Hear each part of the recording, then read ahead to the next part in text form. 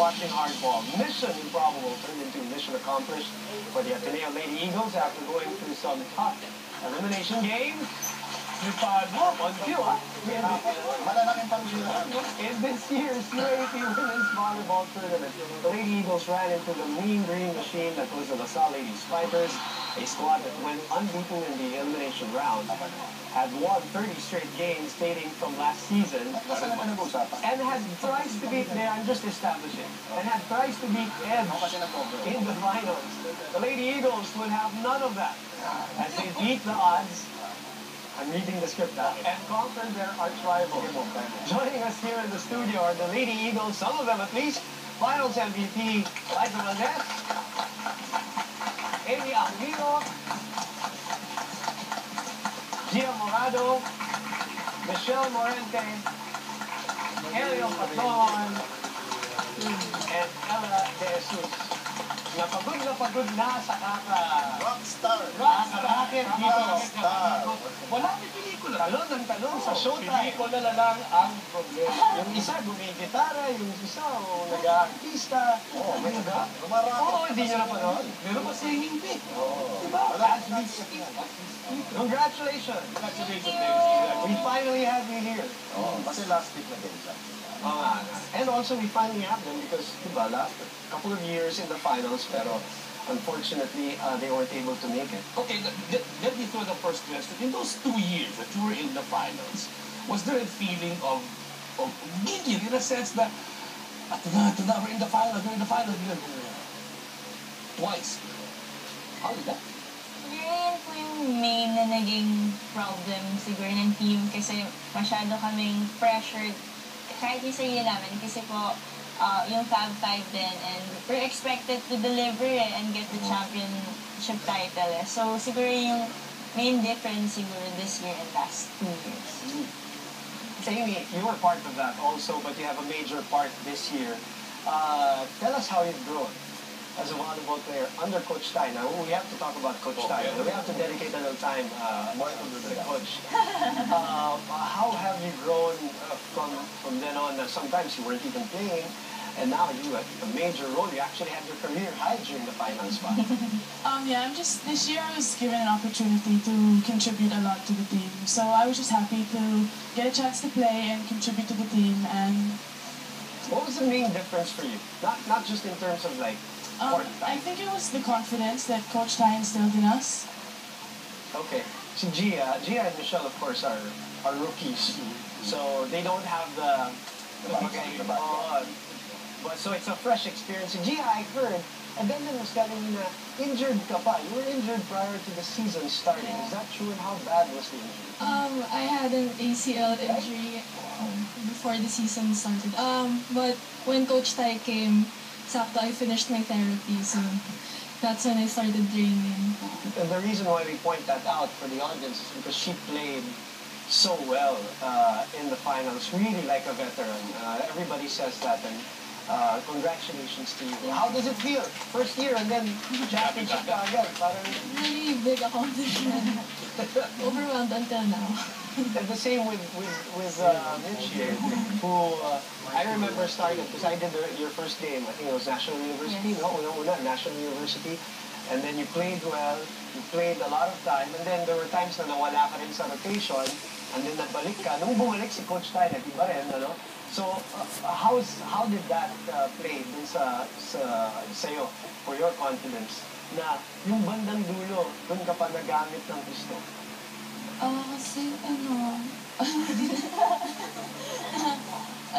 siguro may trust pa talaga sa akin si Coach Tai na maglaro sa loob ng court. As in, malaking trust po. Tsaka, yun nga po, binigyan po kami ng malaking, binigyan po kami ng confidence. So, seems to be that common theme, Coach Tai.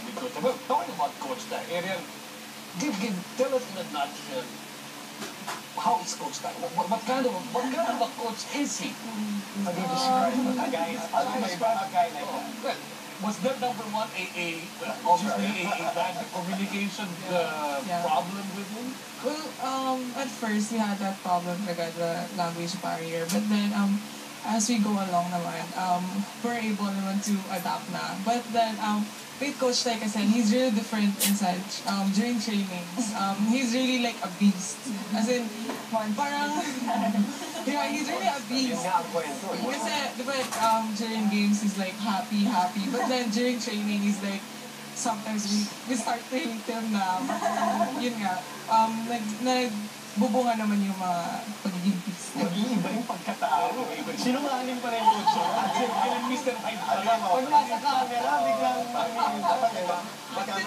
But did his on-court demeanor make it easier for you to adapt to certain situations?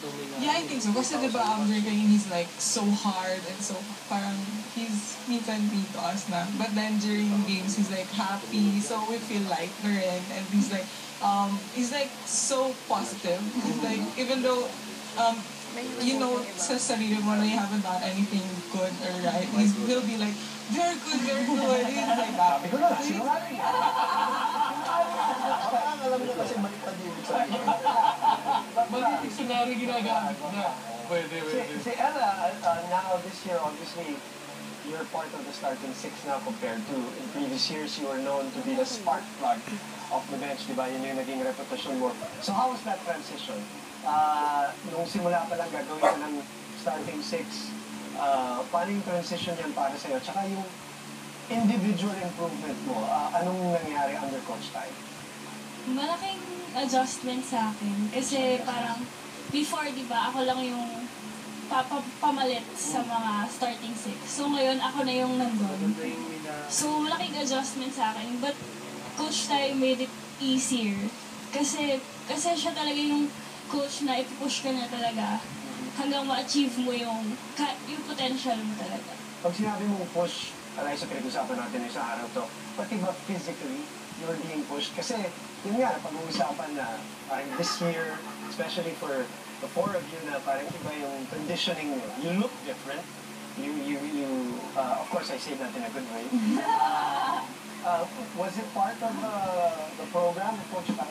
Yes. Every morning, conditioning yung training namin. As in, tatakbo kami sa oval. Tapos laging may time na kailangan namin i-meet. Tumas ko lang yung talong. Nakaka-insecure. Pero with all of this happening, for the past 3 years, you've battled Lasal, who has been the champions for 3 years. They were going for the fourth. And now that you've overcome a powerhouse, the activation of activation this year, you have the imagination of a lot of young girls who now pick up the sport. How much of a responsibility is that for young ladies like you?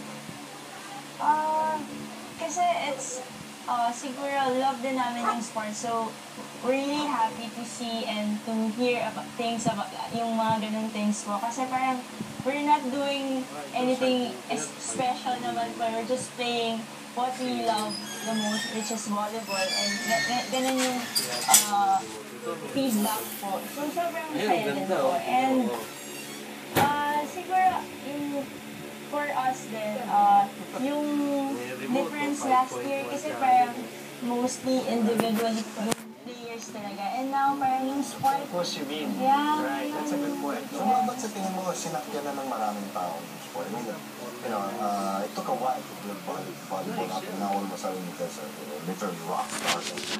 And there's such a huge following. What do you think pushed the sport to that tipping point na talagang halos